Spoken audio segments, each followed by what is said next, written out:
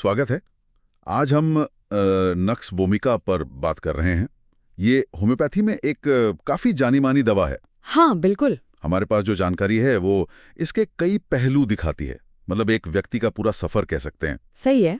तो चलिए मिलकर समझते हैं कि ये नक्स वोमिका से जुड़ा व्यक्तित्व असल में है कैसा और इसके लक्षण क्या बताते हैं। तो शुरू में स्वस्थ अवस्था में ये लोग कैसे होते हैं, जानकारी क्या कहती है? हाँ तो देखिए, शुरू में ये लोग आमतौर पर मतलब मजबूत लगते हैं, डील डॉल अच्छा, सघन अच्छा। और काफी महत्वाकांक्षी, होशियार, तेज तर्रार और कुशल भी। इनकी परवरिश में भी ना अक्सर कर्तव्य और मेहनत पर जोर होता है, तो ये काफी आत्मनिर्भर बन जाते हैं।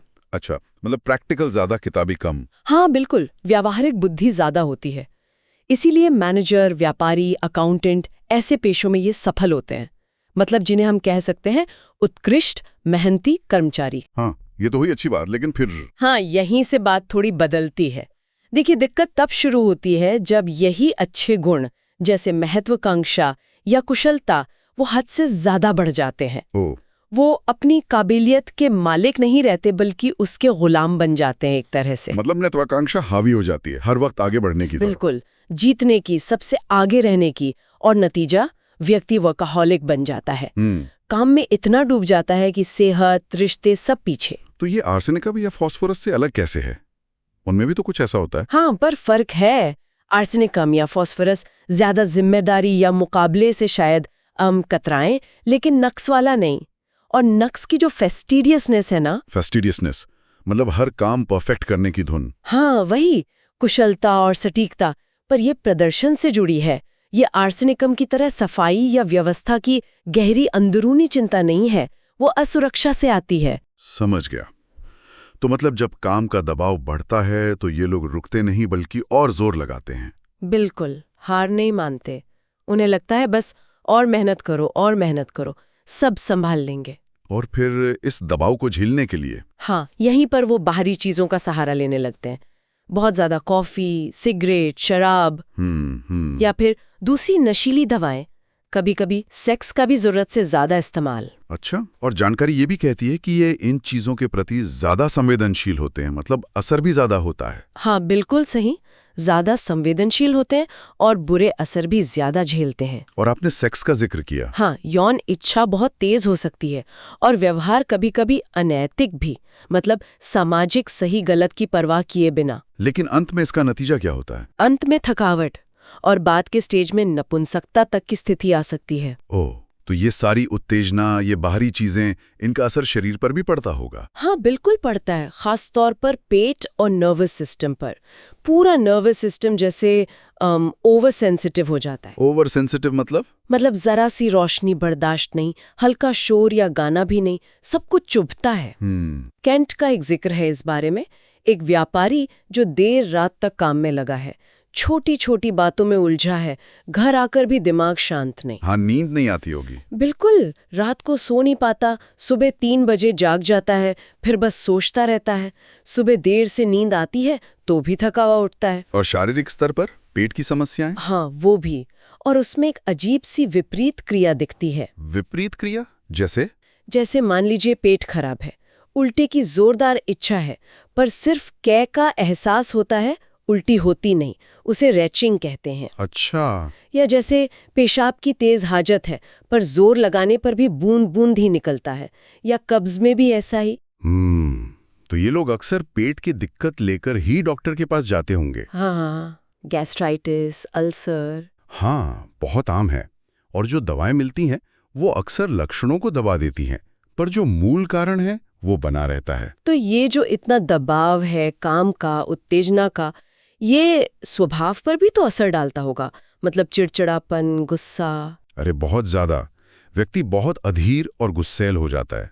जरा सी बात पर भड़क जाना, कोई धीरे से सीटी बजा दे तो चिल्ला पड़ना। हाँ, इतना ज्यादा? हाँ, पेंसिल न मिले तो दराज पटक देना, बटन लगाने में दिक्कत हो तो कपड़े फाड़ देना, कोई आपसे सहमत ना हो तो दरवाजा पटक कर चले जाना।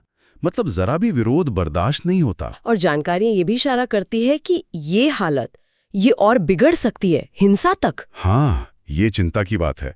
ये हालत आगे बढ़कर द्वेष, क्रूरता और हिंसा तक जा सकती है। कैसे? शायद शुरुआत दूसरों की पीठ पीछे बुराई करने से हो, फिर गुस्सा जानवरों पर निकलने लगे, और गंभीर मामलों में ये घरेलू हिंसा या बच्चों के साथ दुर्व्यवहार का रूप भी ले सकता है। ओह, ये तो काफी गंभीर है। और आखिरी स्टेज में स्थिति पागलपन या पैरानॉइड डिल्यूजन तक जा सकती है, जिसमें दूसरों को नुकसान पहुंचाने का, यहाँ तक कि मारने का एक तीव्र आवेग उठता है। ये आर्सेनिकम से अलग है, जहां चिंता और असुरक्षा ज्यादा होती है। हाँ बिल्कुल।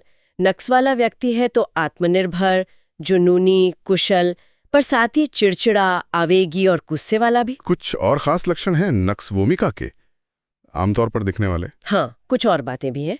जैसे नक्स वाले मरीज को ठंड ज्यादा लगती है, सुबह के वक्त तकलीफें बढ़ जाती हैं। सुबह? और हवा के झोंके, ड्राफ्ट्स, इन्हें बिल्कुल पसंद नहीं। इनका जुकाम भी बड़ा अजीब होता है। जुकाम कैसे अजीब? जैसे बाहर से नाक बंद लगेगी पर अंदर बहती रहेगी, या दिन में नाक बहेगी, रात में बंद हो जाएगी। दिलचस्प। और पेट की समस्याएं तो हमने बात की। हाँ, वो तो मुख्य हैं। गैस्ट्राइटिस, अल्सर, पेट में ऐंठन, डकारें, गैस, जी मिचलाना, ये सब आम है। और खाने पीने में कोई खास पसंद? इच्छा हो सकती है मसालेदार, चटपटी चीज़ों की, फैट वाले खाने की, शराब की, लेकिन मज़े की बात यह है कि यही चीज़ें इनका पेट खराब करती हैं। शराब पीने वालों में भी ये रेमेडी काफ़ी देखी जाती है, खासकर अगर लिवर की समस्या या बवासीर साथ में हो। तो कुल मिलाकर देखें तो नक्स वोमिका एक बहुत गहरी और जटिल तस्वीर पेश करता है। हाँ, एक सक्षम, कुशल व्यक्ति से शुरुआत होती है जो दबाव और अति उत्तेजना में धीरे धीरे मानसिक और शारीरिक रूप से टूटता जाता है। बिल्कुल। और यहाँ ये याद रखना बहुत ज़रूरी है, जैसा कि जानकारी भी कहती है, कि ये सिर्फ एक सार है, एक एसेंस। अच्छा। हर मरीज में ये सारे लक्षण मिलेंगे ऐसा ज़रूरी नहीं है। होम्योपैथी में हम लक्षणों की लिस्ट नहीं बनाते, हम व्यक्ति के मूल स्वभाव को दवा के स्वभाव से मिलाते हैं। सही कहा, ये मिलान जरूरी है। हाँ। इस पूरी बातचीत से एक बात सोचने पे मजबूर करती है। क्या? कि कैसे वो गुण जिन्हें हम शुरू में अच्छा मानते हैं, जैसे महत्वाकांक्षा, कुशलता, अगर उनका संतुलन बिगड़ जाए तो वो व्यक्ति को कितना नकारात्मक रास्ते पर ले जा सकते हैं, है ना? हाँ, ये वाकई सोचने वाली बात है। संतुलन कितना जरूरी है।